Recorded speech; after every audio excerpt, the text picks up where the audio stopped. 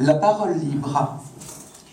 Poudrière traversée au creux d'un regard en Belgique alors qu'il drachait.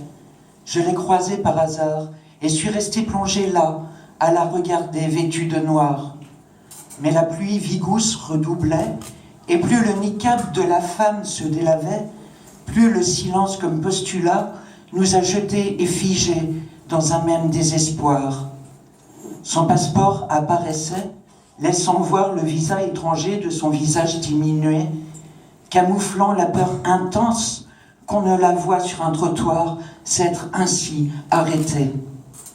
Le vent a redoublé de force, la tempête furieuse faisait rage. Je lui ai saisi le bras et sans embâge, j'ai crié « Vous êtes Fada, venez vous protéger avant que vos maudits soldats n'enragent, qu'ils ne vous enlèvent et vous envoient à trépas ou en Ouganda. Je vous offre chez moi du sucre avec un riz straight, même pas très serré.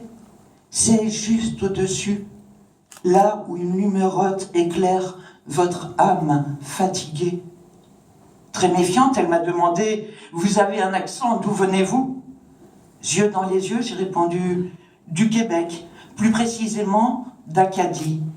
J'y avais un commerce avec Évangeline, le dépanneur, rien que pour nous. Mais je suis parti enterrant un bel amour chrysanthème sous la poudrerie. Nous étions en vacances à Paris, un concert au Bataclan en lisant Charlie. Ma fille morte, je n'ai pas pu rester au pays. Je suis revenu, vous cherchant partout. Elle s'est mise à pleurer, à chanceler. Perdant l'équilibre, elle est tombée dans le caniveau. La pluie s'intensifiait, accompagnée d'éclairs et de grondements de tonnerre. Son visage a disparu dans l'effroyable vacarme d'un torrent de boue et d'eau. J'ai vu son vêtement emporter, la laissant seule, nue. Seule sa main cherchait de l'air. Je l'ai attrapée au dernier moment, alors même qu'elle allait noyer sa peine. Je l'ai réanimée, mais des hommes sont arrivés d'une rafale, l'ont tuée avec haine. Alors, mesdames et messieurs, par empathie pour cette femme qui pleurait mon chagrin, en souvenir d'Évangeline et Martin, Capucine et Damien, tous nos gamins morts pour rien, parlons, écrivons jusqu'à être ivres, défendons coûte que coûte la parole libre.